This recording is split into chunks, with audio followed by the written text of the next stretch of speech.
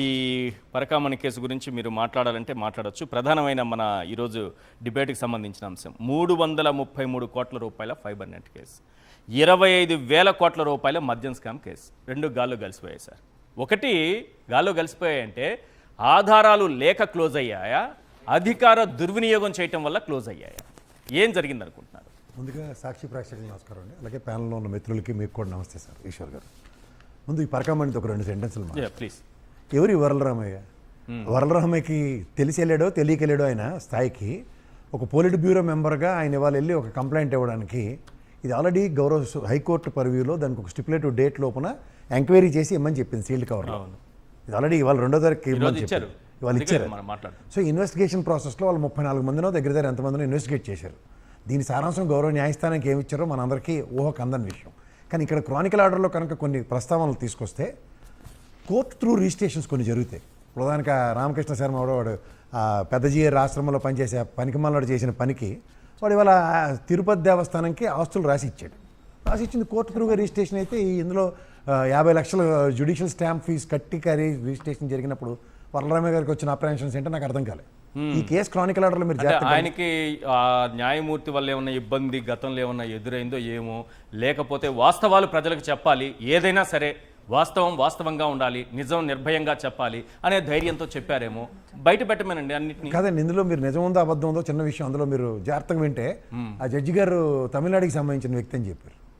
తమిళనాడుకి సంబంధించిన వ్యక్తి ద్వారా అన్నారు. ఆ వ్యక్తి ద్వారా ఏదైనా తమిళనాడు కోర్టులో జరిగింది, అవునా కదా?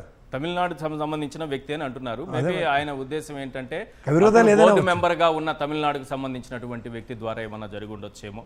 అంటే తెలియదు కదా పూర్తిగా దాని సారాంశం అని. ఏది తెలియకుండా ఎందుకు మాట్లాడు? కాదు, సిఐడి దానిపైన దర్యాప్తు చేయాలి కదా. ఎందుకు చేస్తుందండి సిఐడి? దేనికి చేస్తుంది? పరకామణికి ఒక ప్రివిలేజ్ ఇది ఉంది, గౌరవ హైకోర్టు డైరెక్షన్లో పనిచేయమని. అందుకని వరలరామయ్య గారు సార్ టీడీపీకి సంబంధించి సీనియర్ నాయకుడు, బ్యూరో మెంబరు, ఆయన ఇట్లాంటి కేసులు చూసినట్టు పోలీస్ డిపార్ట్మెంట్ కి సంబంధించినటువంటి వ్యక్తి, గతంలో పనిచేసే అనుభవం ఉన్న వ్యక్తి. ఇంత ఎలివేషన్లు అవసరం లేదు సార్. నాకు హైకోర్టు డైరెక్షన్లో విచారణ జరుగుతున్నప్పుడు వీళ్ళందరికీ ఎలివేషన్లు ఎన్నించుకుంటూ లాభం ఏంటి? ఇంకా పోలిట్ బ్యూరో మెంబర్లు అందరూ దర్శనంకి వెళ్ళినప్పుడల్లా ఆయన ఇందాక చెప్పాడు, ఆయన యాదవ్ గారు ఒక ఆయన, ఇంకో ఆయన మాజీ తోడా చైర్మన్ ఆయన సుగునామ గారు, నరసింహ యాదవ్ గారు, వీళ్ళందరూ వెళ్ళి కంప్లైంట్ ఇస్తే ఇంకేముంది, రోజు కంప్లైంట్లు తీసుకుంటేనే విచారణలు తెల్లారులు చేయించుకోమనండి. కానీ హైకోర్టు ఇచ్చిన స్టిపులేటివ్ టైంలో వాళ్ళు వచ్చిన డైరెక్షన్లో చేస్తున్నప్పుడు గౌరవప్రదంగా సిఐ వృత్తి నిర్వర్తిస్తున్న అందులో ఉన్న కీలక పరిణామాలు గమనించుకోగలిగితే అది ఈ రోజుకి కూడా ఆత్మహత్య ఇప్పటికి చెప్పలే పోలీస్ డిపార్ట్మెంట్. ఓకే, అది గమనించారా? అది ఖచ్చితంగా బూమరంగ్ అవుతుంది ఒకటి. సో ఈ ప్రాసెస్లో మీరు ఎవరు ఎన్ని పెట్టకథలు అల్లుకున్నా, ఇవాళైతే గౌరవ సుప్రీంకోర్టు హైకోర్టుకి సబ్మిట్ చేసిన రిపోర్ట్లో దాని వెరిడిక్ట్ చాలా కేటగిరికల్ ఇస్తుంది. ఎందుకంటే ఒక వ్యవస్థ ప్రతిస్పందించి పనిచేసిన విధానానికి 100 మందికి బయట 100 అప్రహెన్షన్స్ ఉండొచ్చు. ఇప్పుడు నిన్న మదాని అన్నాడు, ఎవరు ఆ గతంలో సుప్రీంకోర్టు రామ మందిరం మీద ఇచ్చిన తీర్పు మీద నిన్న అతను అనర్గళంగా ఉపన్యాసం ఇచ్చాడు ట్రిపుల్ తలాక్ మీద, వాటి మీద. దాని పర్యవసనంలో దేశంలో ఉన్న అత్యున్నత న్యాయస్థానం గురించి మాట్లాడినప్పుడు దేశంలో ఉన్న ప్రతి ఒక్కరు ఆయన ఖండిస్తూ ఎలా మాట్లాడుతున్నారో అందరూ వినండి. అలాగే ఈయన కూడా మనం వ్యాపారాలు మర్చిపోయి ruling government is totally contradiction. మీరు ఇప్పుడు ఈ కేసులోకి వద్దాం. మీరు చెప్పిన నాకు పాయింట్ ఏంటంటే 2 కేసులు క్లోజ్ అయ్యాయి. ఇది ఎలా క్లోజ్ అవుతాయి సార్? మీరు మీ మట్టుకు మీరు క్లోజ్ అని ఆ తపేలా ఛానల్ చెప్పినట్టుగా అంత ఈజీగా చెప్పలేదు. నాకున్న చిన్న అవగాహన చెప్తాను. అంటే వాట్ నెక్స్ట్ అనేది ఉంది. నేను ఇప్పటి వరకు సార్ మీరు మళ్ళీ చెప్తాను. The ball is in the respective హైకోర్టులోను గౌరవ ఏసీబీ కోర్టులోనూ ఉన్నాయి. అవును, మీరు జాగ్రత్తగా గమనిస్తే ఎవడో కంప్లైంట్ ఇచ్చినోడు విత్డ్రా చేసుకోవడం అన్న దాని మీదే బేస్ అయ్యి ఉంటే ప్రభుత్వం సార్ అది ఒక ఇంటెలిజెన్స్ డిపార్ట్మెంట్ ఏసీబీ అనండి, what ever you name it as, Andhra Pradesh government మీద ఆ రోజు ఏది కరప్షన్ పీసీ యాక్ట్ 1988 ప్రకారం 166, 167, 409, 120B read with 34, 13 subsection 1 and D, read with 134 2 సెక్షన్తో కేసు కట్టడం జరిగింది. మీకు లిక్కర్ స్కామ్లో గౌరవ ముఖ్యమంత్రి గారు కానీ కొల్లు రవీంద్ర గారు కానీ ఆ రోజు ఖచ్చితంగా లక్ష రూపాయల పూచీకత్తు మీద బెయిల్ మీద ఉన్నారు. మీరు ఇది గమనించండి. ఫస్ట్ ఈ బెయిల్ రద్దు అవ్వాలి అంటే ఇప్పుడు మీరు ఇందాక సెకండ్ స్క్రీన్ మీద ఒకటి చూపించారు చూసారా? అవును, ఆ రోజు ప్రభుత్వంలో వీళ్ళు లేరు, ఎక్సైజ్ డిపార్ట్మెంట్ ఫైల్స్ ప్రభుత్వానికి యాక్సెస్ ఉన్నాయి. అండ్ నెంబర్ 3 ఏంటంటే ప్రభావితం చెయ్యరు అన్న అంశం మీద బెయిల్ ఇచ్చారు. కానీ ఇది విత్డ్రా చేయించుకుంటే ఖచ్చితంగా గౌరవ న్యాయస్థానంలో ప్రభావితం చేశారనేది కన్విన్స్. అది కదా పాయింట్ ఇక్కడ. ఆ పాయింట్ గౌరవ న్యాయస్థానం సార్, నేను కాదు, మీరు కాదు. గౌరవ న్యాయస్థానం పర్వ్యూలో వీళ్ళు విత్డ్రా చేసుకుని బయట లోక్ అదాలత్లో మీరు ఏదైతే పరకామణి కేసులో మీరు అరే లోక్ అదాలత్ని ఛాలెంజ్ చేసేస్తుంది కదా మా భానుప్రకాష్ రెడ్డి ఇలాంటి వాళ్ళు. అవును. సో ఏదైతే మీరు కాంట్రడిక్షన్ లోక్ అదాలత్నే మీరు ప్రశ్నించే వాళ్ళు ఇక్కడున్న ఈ సర్కమాస్టెన్షియల్ సిచ్యువేషన్స్ లో మీరు ఎవరిని ప్రభావితం చేసి కేసు విత్డ్రా చేశారన్నది గౌరవ న్యాయస్థానం ఖచ్చితంగా అడుగుతుంది. రెండోది ఇంకొక సీరియస్ అప్రహెన్షన్ అంటే మీరు చెప్పిన ఫైబర్ నెట్ లో ఈ టెరాసాఫ్ట్ అనేది బ్యాన్ అయింది. అవును. ఇప్పుడు బ్యాన్ అయిన దానికి టెండర్ ఇవ్వడం అన్నదే కదా 333 కోట్ల మీద కదా సీరియస్ అప్రహెన్షన్స్. సో ఈ సీరియస్నెస్ ఎప్పుడైతే మీరు ఓకే సార్ దీంట్లో క్రెడెన్షియల్స్ని న్యాయస్థానం బెయిల్ ఇచ్చేదాకా పరిగణలోకి తీసుకుంది అన్న దగ్గర ఆ రోజు ఫైబర్ నెట్ కేసులో కూడా బెయిల్ మీదే ఉన్నారు కదా. అవును. సో ఈ 2 బెయిల్ పర్యవసానాల్లో పూర్వపరాలు గౌరవ న్యాయస్థానానికి తెలిసి రికార్డ్ అయి ఉన్నాయి.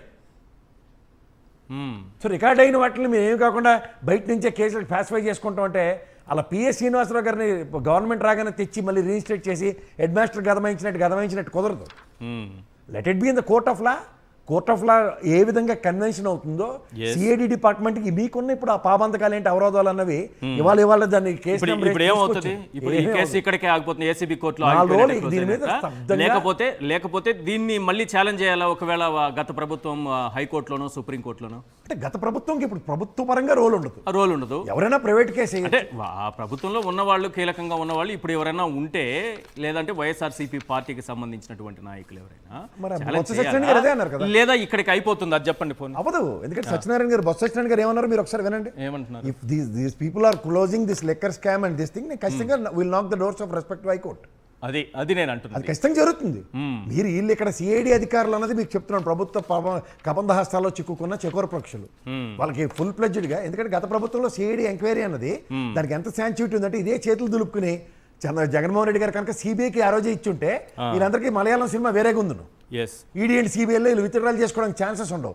బట్ మన రెస్పెక్ట్ పోలీస్ డిపార్ట్మెంట్ ఉందన్న గౌరవం. అందుకే స్కోచ్ అవార్డు వచ్చింది సార్ మనకి. ఎందుకు వచ్చిందంటే ఆ పనితీరు. ఇవాళ ఎక్కడ ఉన్నాం మన డిబేట్లోనే మాడుకున్నాం 36వ స్థానంలో అధపాతంలో చిక్కడిపోయి ఉన్నారు. సో అలాంటప్పుడు వ్యవస్థ ఏ విధంగా పనిచేస్తుంది అన్నది మీరు వ్యవస్థను మేనేజ్ చేయొచ్చు లేదంటే బ్రీఫ్ చేయొచ్చు వాళ్ళకి.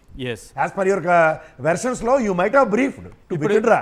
ఇప్పుడు ఏ పాయింట్స్ అయితే బెయిల్ ఇచ్చే ముందు నేను చదివి వినిపించాను అది నిజంగానే అధికార దుర్వినియోగం అయితే ఇప్పుడు వెళ్లాల్సింది కేసు దర్యాప్తు అది ఇది కాదు, బెయిల్ రద్దు కోసం వెళ్లాల్సి వస్తుందా ఎవరైనా వెళ్తే? వీళ్ళు ఆబ్వియస్లీ అదే కదా. ఇప్పుడు అక్కడ ఆ రోజు ఇచ్చిన బెయిల్ సందర్భం ఏంటంటే ప్రభుత్వం దగ్గర ఉన్న ఫైల్స్ని కానీ ప్రభుత్వంలో వీళ్ళు పార్ట్ అండ్ పార్సల్స్గా లేరు కాబట్టి ఇన్ఫ్లుయెన్స్ చేయలేరు అన్నది. వీళ్ళ ఇన్ఫ్లుయెన్స్ ఎంత స్థాయికి వెళ్ళింది మీరు చెప్తున్నారు కదా, వ్యవస్థలు మేనేజ్ చేయొచ్చు అడ్డింగ్ పెట్టారు.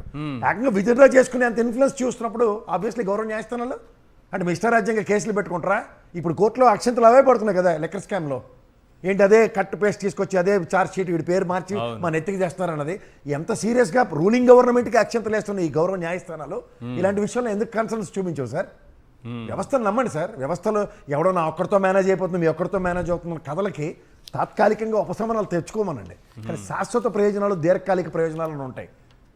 కోర్ట్ ఆఫ్ లాలో ఏమీ కాకుండా మేము లోక్ అదాలత్లో తేల్చుకున్న దానికి కూడా వీళ్ళు ఎంత ఆక్షేపణలు తయారు చేస్తున్నారా?